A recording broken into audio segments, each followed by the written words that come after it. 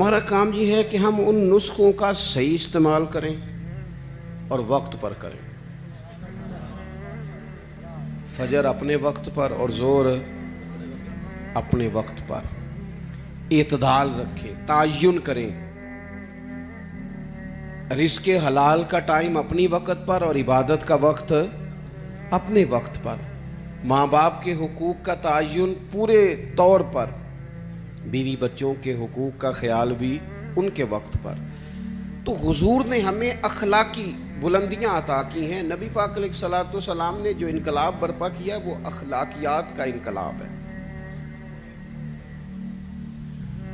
محنت کرنے کی شریعت بہت زیادہ سپورٹ کرتا ہے، لیکن اگر لوگ محنت زیادہ کریں، بڑا کمائیں، پر ساچی نہ بولیں، اور اگر بددیانتی نہ چھوڑیں، تو وہ بہت زیادہ مشقت تھکا دینے والی ہوگی. اللہ تعالیٰ نے رسول پاک علیہ الصلوۃ والسلام کے بارے میں ایک مقام پہ قرآن میں یہ بھی فرمایا کہ وَإِنَّكَ لَعَلَىٰ خُلُقٍ عَظِيمٍ. محبوب ہم نے آپ کو اخلاق عالیہ عطا فرما کے بھیجا ہے. بلند ترین آپ کی خو بہترین ہے. اونچے اخلاق کے ساتھ حضور دنیا میں آئے. ہمارے ہاں لوگ سمجھتے ہیں صرف میٹھا بولنا اخلاق ہے، حالانکہ میٹھا تو ڈھیر سارے لوگ مطلب کے لیے بھی بولتے ہیں. وقت اپنا ٹائم نکالنے کے لیے آپ چلے جائیں بہت مہنگی دکان پہ اور آپ ایک جوڑا بھی نہ خریدیں، سارے تھان آپ نے کھلوا دیے، سارے سیل مین نے کھول دیے. آپ نے کہا نہیں یہ میرے والا نہیں. اس نے کہا ٹھہرے میں نے پیچھے بھی رکھے ہوئے ہیں کچھ کپڑے، وہ بھی وہ لے کے آیا، وہ بھی آپ نے دیکھ کے کہا مجھے نہیں چاہیے. تو ابھی بھی اس نے ناراض نہیں کیا آپ کو. کہتے ہیں آپ دوبارہ آئیے گا، میں نے مال نیا بھی لانا ہے. ناراض نہیں کرتا. آپ اتر گئے سیڑھیاں، لیکن جب آپ اتر گئے تو بعد میں کہنے لگا لینا دینا ہوتا کچھ نہیں، وقت ضائع کرنے آ جاتے ہیں. تو یہ اس کا اخلاق نہیں تھا، یہ اس کی ٹریننگ تھی. اس کو ٹریننگ دی گئی تھی کہ تو نے گاہکوں کے ساتھ سخت. اگر اخلاق کا معاملہ ہو تو پھر کوئی گاہک ہو چاہے گاہک، پھر تو اخلاق ہے. اور اگر صرف اپنا گاہک ٹھیک کرنا ہے، یہ ڈھیر ساری جگہوں پہ معاملات ہیں. تو صرف میٹھا بولنا اخلاق نہیں. میری بات کو سمجھے. عادات کا سنور جانا، طبیعت میں صبر کا آنا، حوصلے کا آنا، وقار کا آنا، سچ بولنا، صرف حلال کھانا، اپنی زندگی میں دوسروں کے بارے میں اچھی سوچیں رکھنا، خواہشات پر کنٹرول کرنا، تحمل مزاجی، بردباری، معاملہ فہمی، ان ساری چیزوں کا نام اخلاق ہے. اپنی عادات کو سنوار لینا یہ اخلاق ہے. لیکن ہمارا مزاج یہ ہوتا ہے کہ ہم 2 4 5 چیزوں میں اپنے آپ کو بند کر لیتے ہیں. بند. دیکھو ترمذی شریف میں حدیث ہے، نبی کریم علیہ الصلوۃ والسلام نے فرمایا، حضرت سیدنا انس بن مالک رضی اللہ تعالیٰ عنہ سے حضور علیہ السلام نے فرمایا، اے انس میرے بیٹے، اگر تجھ سے ہو سکے تو صبح اس حال میں کرنا کہ تیرے دل میں کسی کا بغض نہ ہو. سویرے اٹھ کے اپنے دل پر نظر ڈالیں، اپنے آپ سے پوچھیں. صوفیاء کہتے ہیں رات کو بھی پوچھو، صبح بھی پوچھو، اپنے آپ سے پوچھو، دن میں کئی دفعہ پوچھو. حضور کا یہ فرمان بتاتا ہے. فرمایا ہو سکے تو صبح اس حال میں کرنا کہ تمہارے دل میں کسی کا بغض نہ ہو. اگلے لفظ کیا ہیں حدیث کے؟ حضور فرمانے لگے یہ میری سنت ہے.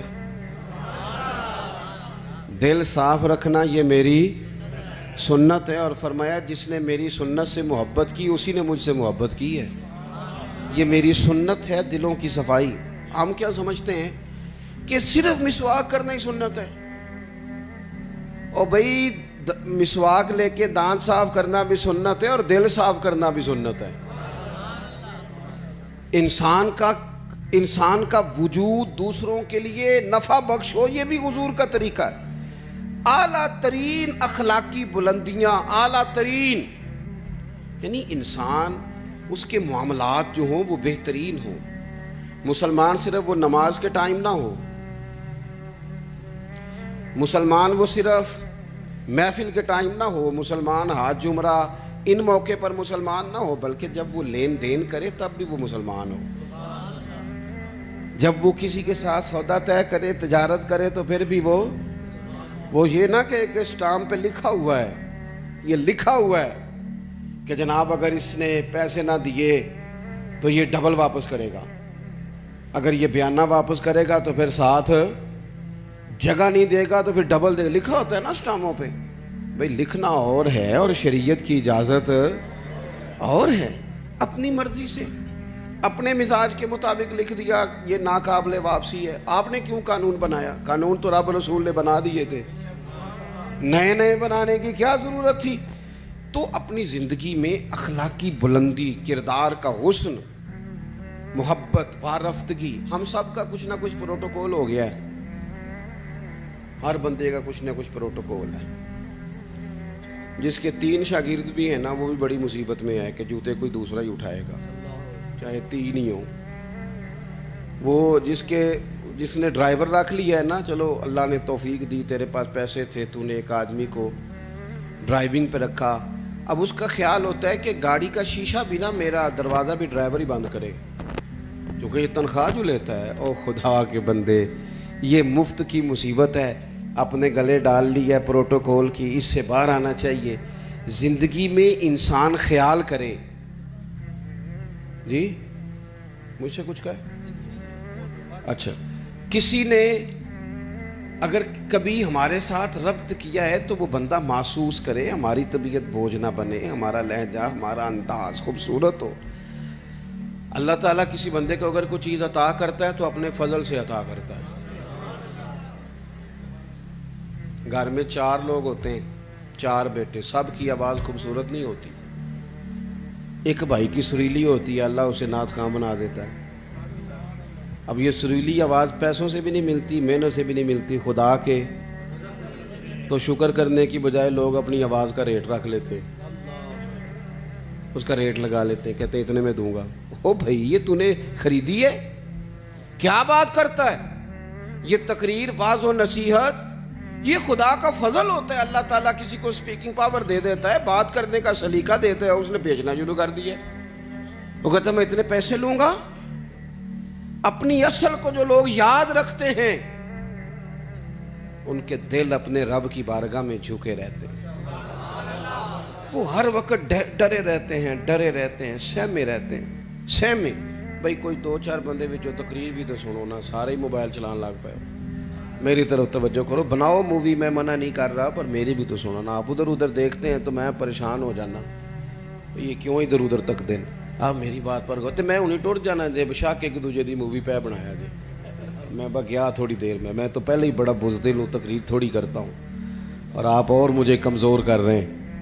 اور غور کریں عزیز بھائی، جب انسان سمجھتا ہے نا نعمت اللہ کی طرف سے ہے، پھر وہ جھک جاتا ہے۔